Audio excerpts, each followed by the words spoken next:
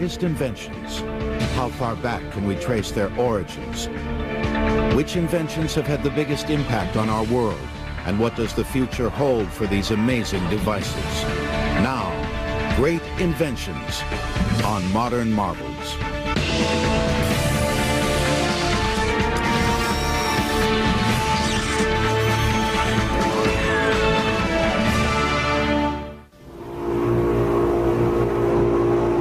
In today's world, technology and invention progress at an astonishing speed.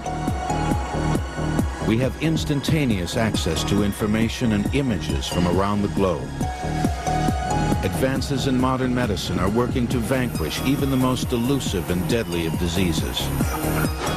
We can travel great distances in a matter of hours and travel beyond Earth into space. All of this is possible because of humankind's desire and ability to invent. But many of our greatest modern inventions often had humble, ancient origins, key discoveries that led the way for great inventions to follow. But what makes a great invention? Great invention has a kind of elegance and a kind of projection. It doesn't solve one problem.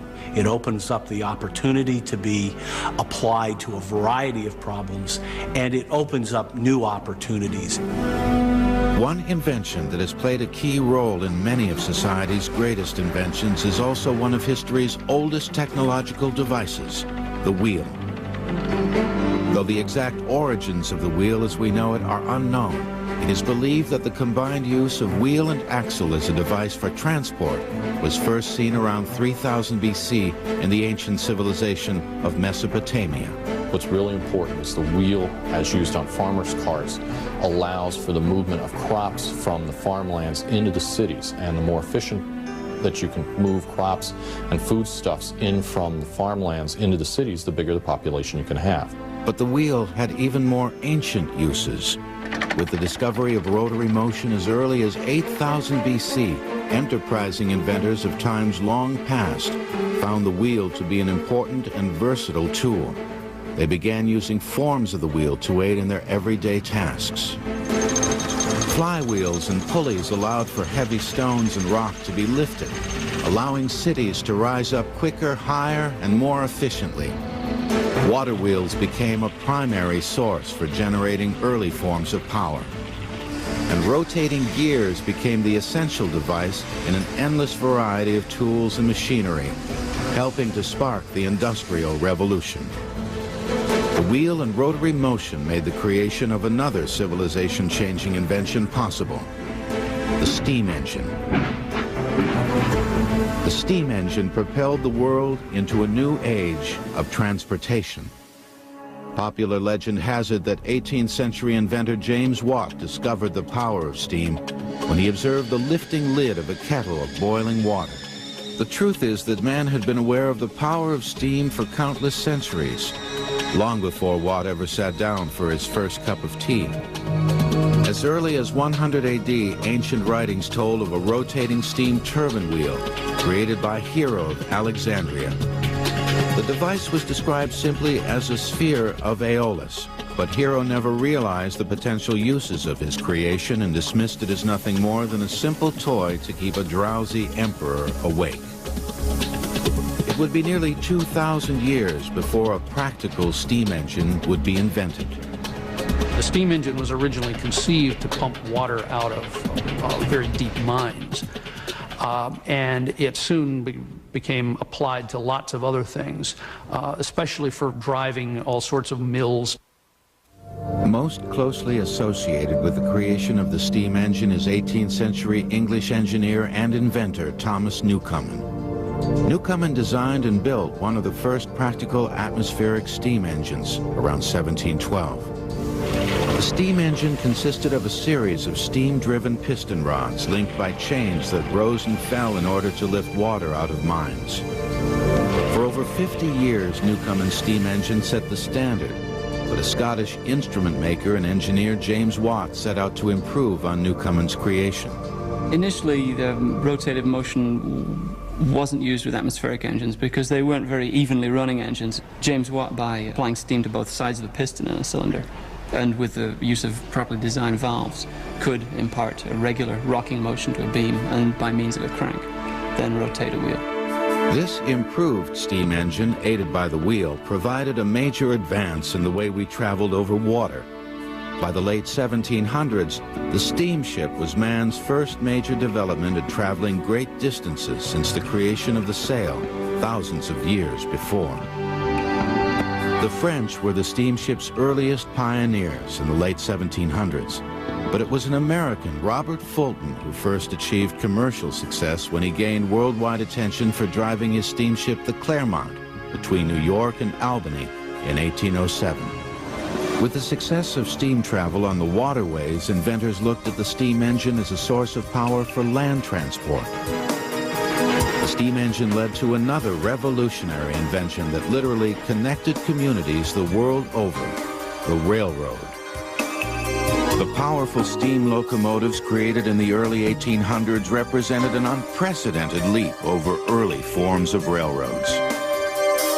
The first railroads would not have been steam-powered. They would have been animal-powered. Animals were used to pull strings of cars on rails. But those early developments with steam power made it more efficient to pull heavier loads further distances. In the 1860s, America was literally tied together with the building of the Transcontinental Railroad from Nebraska to the golden yet isolated land of promise, California. The use of the steam engine helped steel-wheeled railroads become an increasingly powerful force in the growth and development of cities around the world.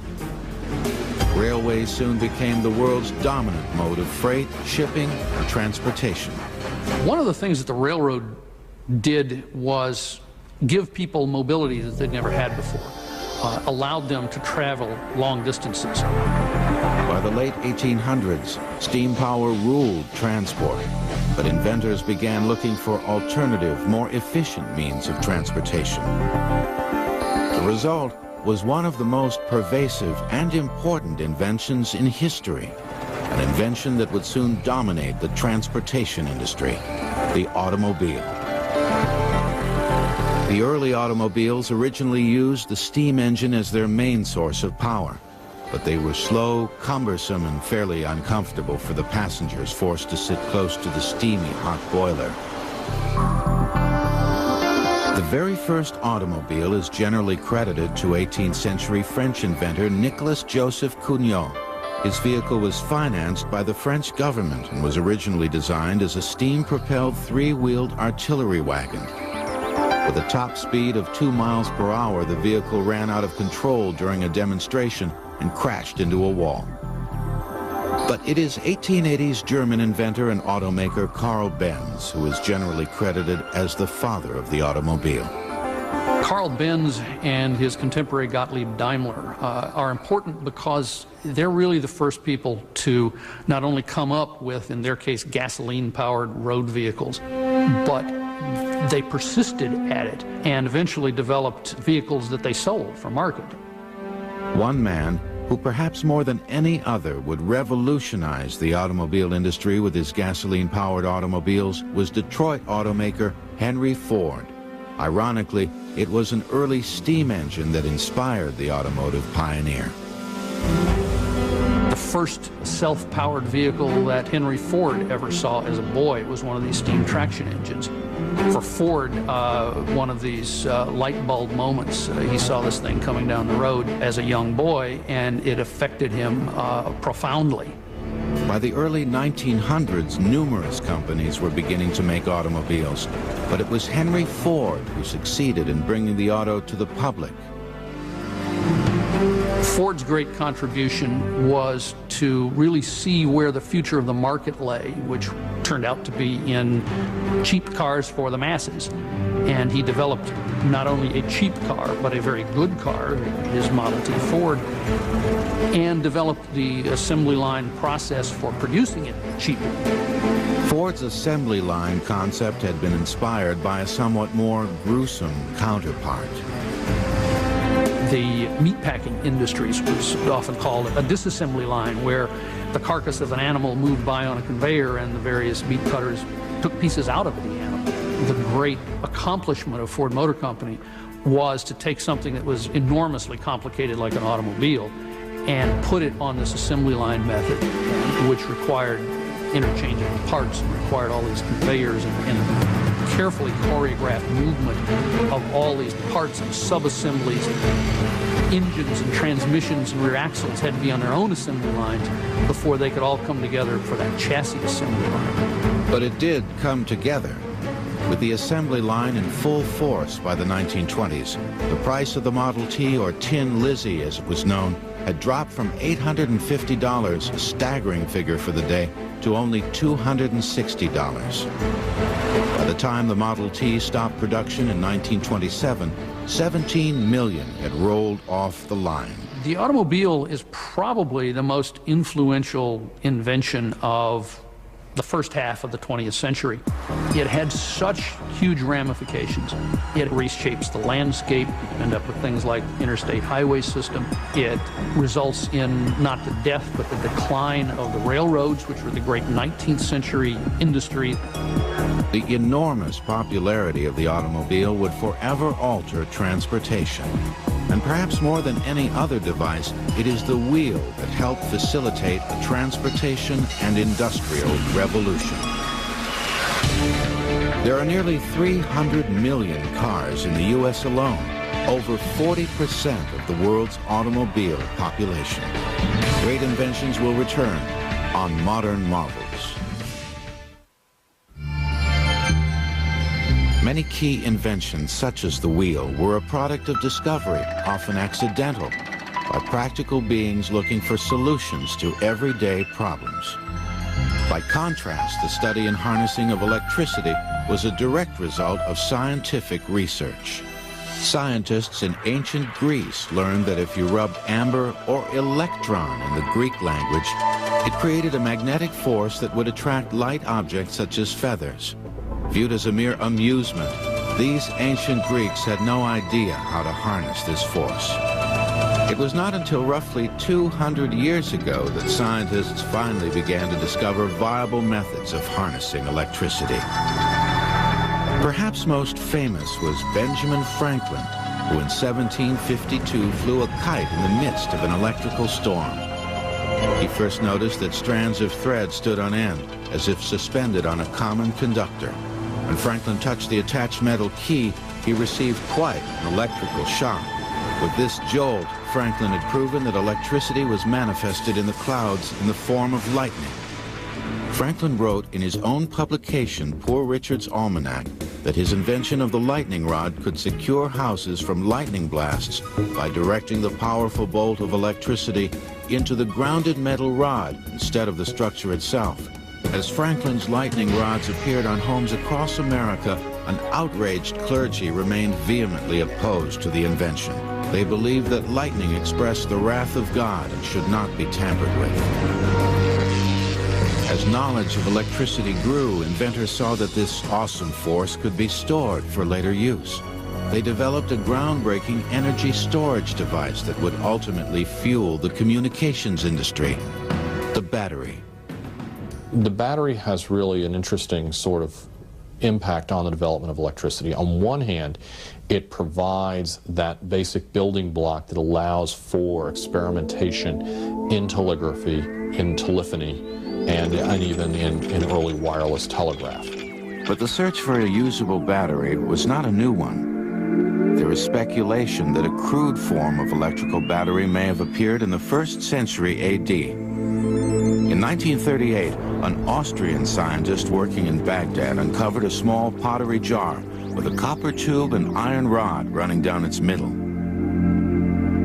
Testing showed that the battery did emit small electrical charges, but not enough to provide any real source of power.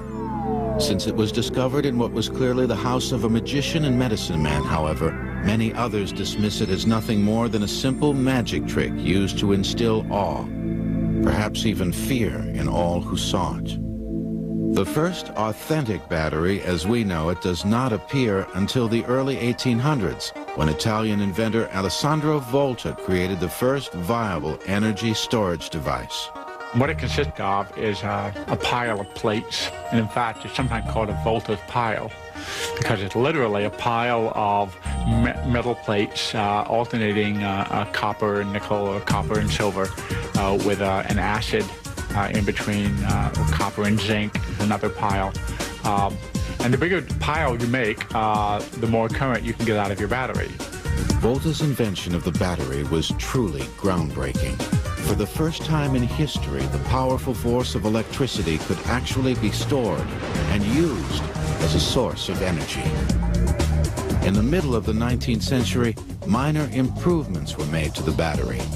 Now, known as wet cells, they basically consisted of a jar of acid with metal electrodes stuck inside.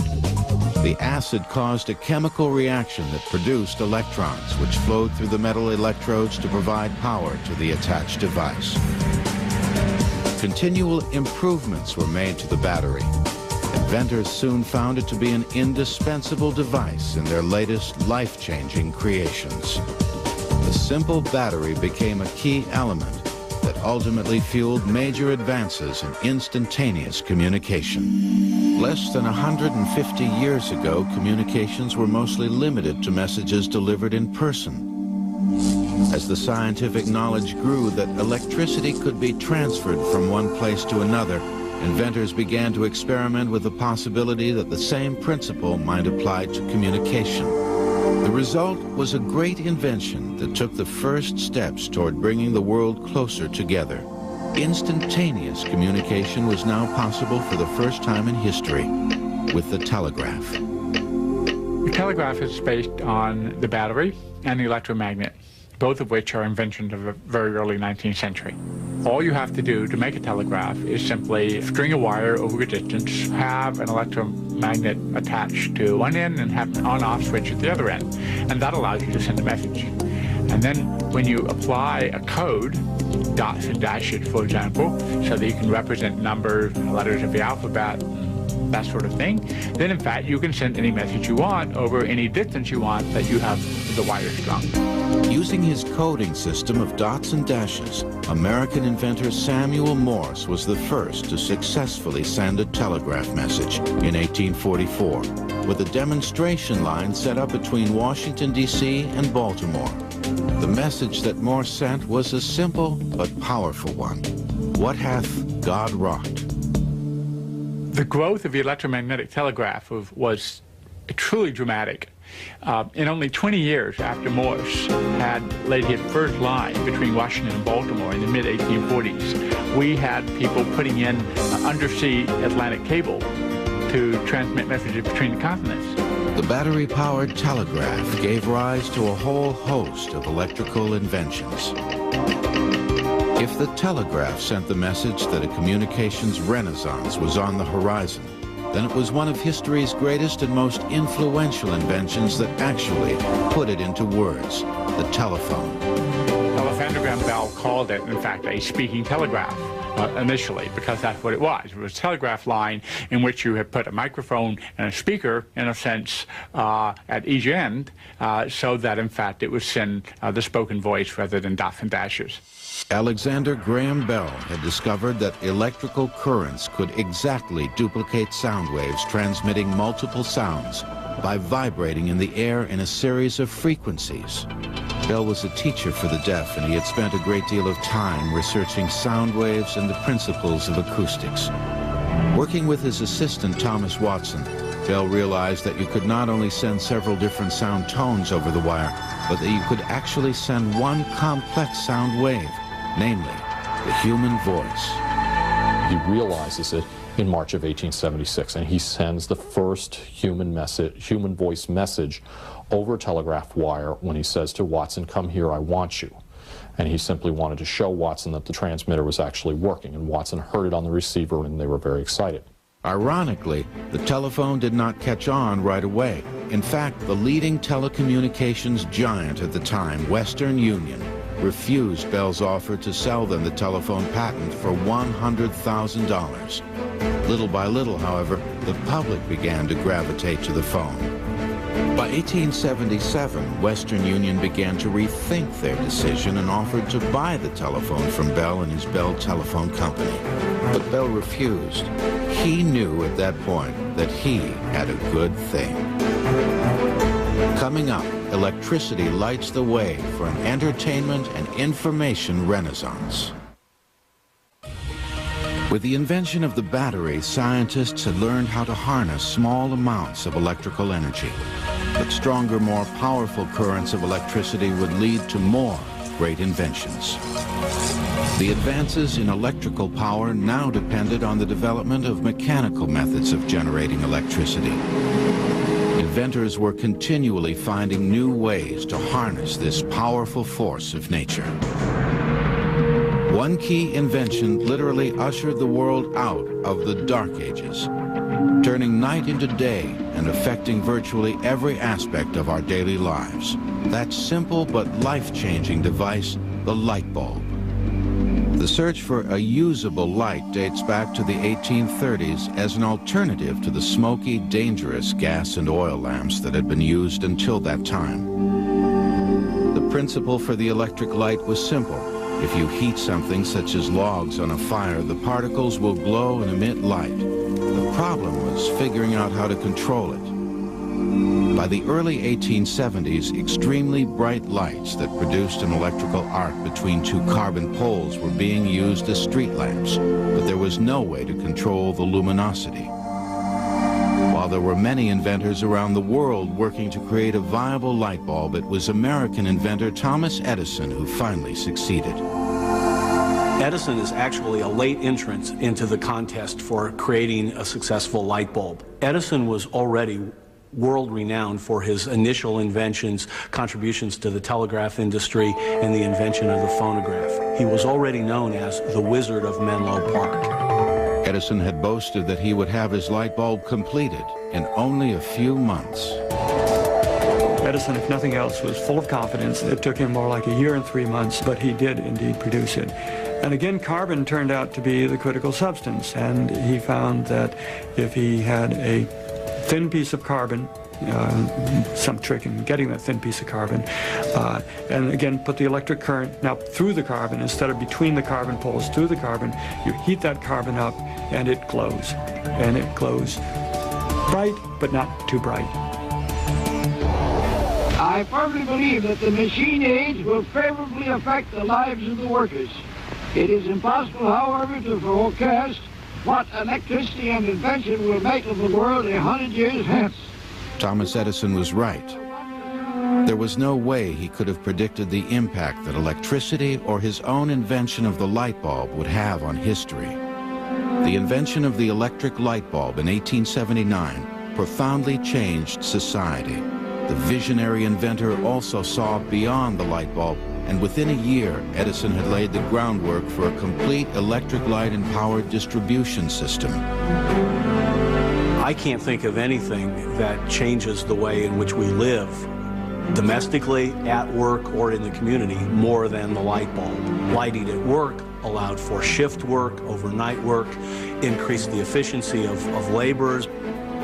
It also made transportation entirely different. The light bulb also changes entertainment. It changes the way in which we advertise materials. It literally changes work, play, and home life dramatically. With his creation of the light bulb, Edison had also in effect created the electronics industry. He had placed his carbon filament electric light inside of a vacuum-sealed, airtight bulb. Over the next couple of decades, an Italian inventor named Marconi took Edison's concept of an electrical property charged in an airtight bulb and developed it into another great invention that would help usher in mass communications, the vacuum tube. The vacuum tube turns out to be an efficient way of both detecting and producing radio waves. One of history's most influential and enjoyable inventions would, for the first time ever, bring a world of information and entertainment into the home: radio. When the new concept of radio was introduced early in the 20th century, it created a revolution. Key element of radio was first an understanding that there were radio waves. This is James Clerk Maxwell in the 1860s, and he describes the elements of non-optical radiation and that this should be available. Heinrich Hertz in the 1880s produces radio waves. And then it's a bunch of people in the 1890s, Marconi, of course, Nikola Tesla, and others who were experimenting in various ways to make this a practical device where you can send a radio wave from here and receive it over here efficiently. Guglielmo Marconi did exhaustive tests to demonstrate that radio waves would in fact travel through the air. Once a signal such as Morse code or voice transmissions were added, it was discovered that this wireless signal frequency could be transmitted to a receiver. In the year 1898, Marconi sent his first radio message across the English Channel, a distance of nearly 20 miles. The implications of this wireless telegraph were enormous. Ships in the middle of the ocean could now send distress signals at the first sign of trouble, a feat previously impossible with the wired telegraph. By the 1920s, the signal sent had progressed from a series of clicks to voice transmissions, causing radio to become a cultural phenomenon. Around she goes. And Stirling is down. Max Stirling is beaten in one round. With radio, sound could travel over great distances. But now, scientists began to wonder if they might be able to send visual images as well. The result? A miraculous invention that would bring a world of images into our homes, an invention that would literally allow us to view history in the making: television. Television is one of those inventions that again, has had a profound impact. The addition of visuals to sound really changes the way not only the way we look at things, but the way we think about things. Television technology continues to advance at an astonishing rate. But television of today owes a debt of gratitude to scientists of long ago. In the 1500s, Leonardo da Vinci presented his findings on the persistence of vision, which stated that the human eye continues to see an image for a fraction of a second after it has disappeared. This concept is applied to our modern television system, which sends 30 complete pictures every second. And color television owes a debt of gratitude to Sir Isaac Newton, who in 1666 discovered the color spectrum, proving that a rainbow of colors are formed when white light is shown through a glass prism. In the early 1860s, Giovanni Caselli created what many consider to be the first television broadcast. In an experiment with early imaging, the Italian-born priest wrapped tinfoil around rotating cylinders and sent shadowy transmissions of handwritten messages and line drawings over a telegraph wire. The modern television as we know it was not the product of a single mind, but numerous inventors from around the world who all had a hand in its creation. Principal inventors often cited for electronic television are Vladimir Zworykin, who was working first for Westinghouse and then RCA in the 1920s and 30s, and Philo Farnsworth, who was pretty much a lone inventor at the beginning and then got involved with Philco and others. The critical thing here is to take electricity and somehow to detect an image at one end and store this electrically in some form. In this case, it's within a vacuum tube, and then take that information and convey it electrically to the other end, where again some electrical device spews out electrons, and as it turns out, these electrons hit a phosphorus screen and produce an image. Television took the world by storm. For the first time ever, people were able to actually witness key historic events as they unfolded. By 1936, there were only about 2,000 television sets in use around the world. By 1955, less than 20 years later, television really broke through, with more than 30 million television sets in homes. As a communication medium, of course, it's become profound. You get to see people land on the moon, which is amazing enough. But it's also had, I think, a fairly significant downside. The television is there, you turn it on, you watch it almost regardless of what's on. And so I think, in fact, we're still working out the long-term implications of what television means to us. Next, a tiny device cuts years of inventions down to size and opens the door for the modern computer age. By the late 1940s, radio had captured the imagination of the world, and television was a new medium just about to explode onto the scene. Of course, these great inventions relied on electricity and bulky, expensive, and unreliable vacuum tubes for their power. Then, in 1948, an invention the size of an average finger was announced with very little fanfare, but it would leave an indelible mark on history and society: the transistor. The transistor was invented by three men at Bell Labs, John Bardeen, Walter Brattain, and William Shockley. And Bell Laboratories, again, this is part of the AT&T telephone company. They used a lot of information circuits in their own machinery in the phone system, so that's the motive for doing this. The three men introduced the transistor at a press conference at the Bell Labs headquarters in New York City, but no one paid much attention. Eventually, however, the creators of the transistor were awarded the Nobel Prize, as this great invention became recognized as a device that would trigger one of the most sweeping technological revolutions in history. The basic principle of the transistor amplifying electrical signals is simple, but its impact was huge. By releasing a large surge of electrons through the transistor, the weak electrical signal was transformed into a much stronger copy of itself. Transistors increased those electrical signals in a fraction of the space, which in turn scaled everything down to size. Transistors were much less expensive and far more reliable than bulky vacuum tubes. With improvements being made almost immediately, the device played a key role in a great invention that has had a global impact on virtually every aspect of our lives: the computer. The next significant thing that happened after the transistor was the integrated circuit, or the chip.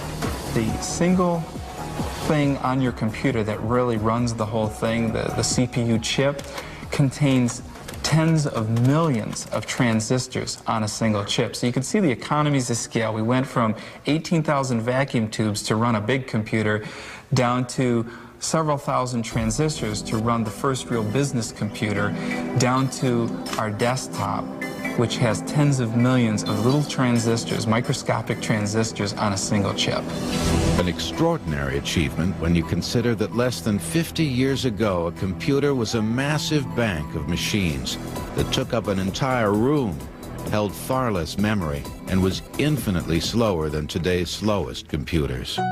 The earliest forms of computers were created by a mathematician named Blaise Pascal, who actually invented 50 machines in 1645 that would compute mathematical equations. Thinking it to be a great invention, he believed that bookkeepers and accountants would clamor for his new device. Much to his surprise, however, the invention was rejected because the device threatened people who feared it would make their jobs obsolete. He abandoned work on the computers only to turn his fertile mind to other scientific endeavors. But others created early computing systems.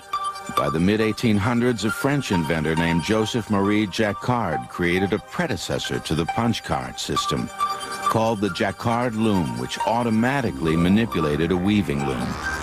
It is British mathematician Charles Babbage, however, who is known as the father of computing for his work in the 1830s and 40s on a mechanical device most closely resembling today's computers.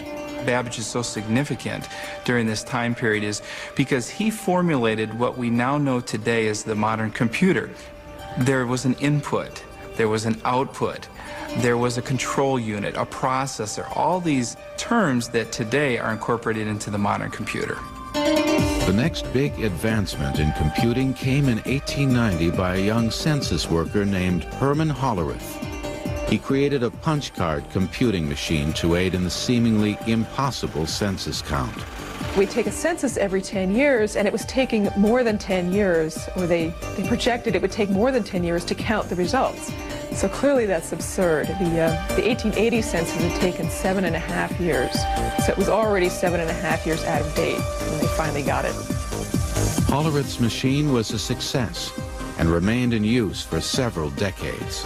The 1890 census was completed in only 2.5 years. In 1911, Hollerith's successful business machine company merged with another to form the Computing Tabulating Recording Company. In 1924, they changed the name to International Business Machines Corporation, better known as IBM. Computing made its next great leap in the 1940s. When you think of a modern computer, what you're really thinking of is an automatic digital computer. And the first automatic digital computer was the ENIAC, the Electronic Numerical Integrator and Computer. The ENIAC project was funded by the U.S. Army in 1943 as a method of calculating mathematical firing tables for weapons launched during World War II. Previously, with the men off in battle, the complex weapons took a corps of 100 female mathematicians more than a month to figure a single firing table. The ENIAC, I think, really put these massive machines into the public consciousness. People called it a giant brain, and there was this kind of first dawning outside the scientific community of what a computer could really be. Aided by the creation of the simple transistor, what the computer turned out to be was an indispensable device that has forever changed the way we live and work. Everybody's using them, and I think that's a very significant thing that's happening in our culture today. In fact, in schools, we've got children teaching adults. I can't think of another time in history where something like that has been true. Whether editing a simple business letter or influencing the vast global economy, there is perhaps no other invention that has impacted the world as deeply as the computer. Next, 17th century astronomer Galileo is astounded by a device that even to this day continues to save millions of lives. During an average workday, the human eye must refocus over 20,000 times to read the letters on a computer screen. Modern marvels will return in a moment. Perhaps the greatest advances in modern medicine can be attributed not to surgical techniques or the discovery of new drugs, but another great invention, the microscope. It was not until the invention of the microscope that scientists were able to detect and defeat deadly bacteria. While the practice of healthcare in one form or another is as old as civilization itself, early scientists were truly working in the dark until they began applying the principles of optics and lenses to their research. In 1609, an optician's apprentice discovered that if spectacle lenses were placed in certain positions, objects seen through them appeared to be much closer. Famed inventor and scientist Galileo vastly improved the invention prompted by this discovery, the telescope. By creating a device that could magnify objects 30 times their normal size, Galileo used the telescope to make numerous important discoveries about our solar system.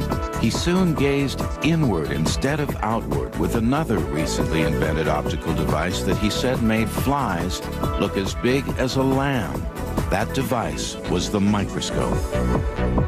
As man's understanding of optics continued to progress, microscopes became increasingly powerful. Aided by the microscope, scientists would uncover life-saving discoveries that would impact healthcare more deeply than at any time in history. They would wage a war with disease, armed with a powerful new weapon, vaccines. It is only because of the microscope that scientists were ultimately able to save millions of lives with the creation of vaccines. I mean, a big step forward as far as other vaccines was the microscope and the ability to identify bacteria that were causing diseases. For example, diphtheria. People were able to see specific organisms, and then they were able to take them and put them into animals and reproduce diseases and show the same organisms. So the microscope played a major role in the subsequent development of many vaccines.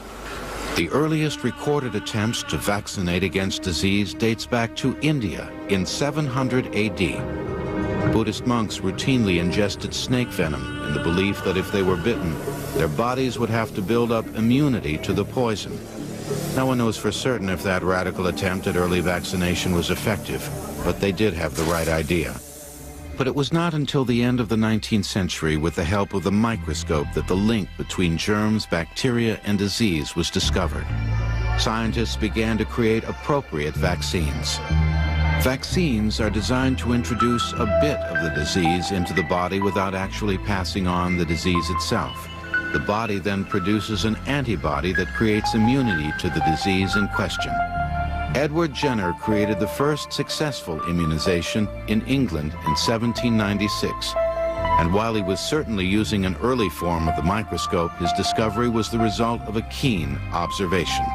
Smallpox was an epidemic disease that had plagued the world for more than 2,000 years.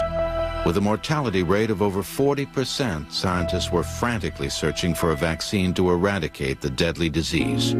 Jenner had observed that if milkmaids on farms got an infection from an illness in cows called cowpox, they somehow seemed to be immune to smallpox. What Jenner did was take the material from the lesion of a milkmaid and inoculated that into the arm of a boy, James Phipps, and that this boy was subsequently exposed on purpose to smallpox, and he was protected. In time, the once deadly disease smallpox was eradicated completely. And then, in the late 1800s, French scientist Louis Pasteur made more great strides in vaccine research. Pasteur is known to history, I think primarily because of the nature of the development of his rabies vaccine. And that used the attenuated matter to produce a way of treating rabies, which up until that time no one had been able to treat. The next big advancement in medicine was antibiotics. In the early part of the 20th century, one of the most important antibiotics in history came close to being shelved forever. In 1928, penicillin was discovered by Alexander Fleming, who noticed with the help of microscopes that mold growing on a jelly sample in his lab completely destroyed bacteria that he had been cultivating. Ironically, Fleming lost interest in the penicillin discovery, and it was 10 years before another group of scientists uncovered his notes and, realizing its potential, created a form of pure penicillin. With penicillin, great strides were being made in the war on bacteria, but scientists now needed a way to battle viruses. Viruses, unlike bacteria, are a substance much too small to be seen by even the strongest conventional microscopes. Scientists once again harnessed the power of electricity and created the electron microscope, a device that finally allowed the magnification of viruses. America pumped billions of dollars of research money into the development and creation of new vaccines. Jonas Salk's research led to the creation of a vaccine that virtually eradicated the crippling and deadly disease polio, and a host of other vaccines were created to battle diseases ranging from measles, mumps, rubella, hepatitis, and many others. These vaccines help us live longer than at any other time in history. History's key inventions have affected and influenced every aspect of our lives: how we live, work, play, and travel. And while these great inventions certainly stand on their own, they are in many ways inextricably connected.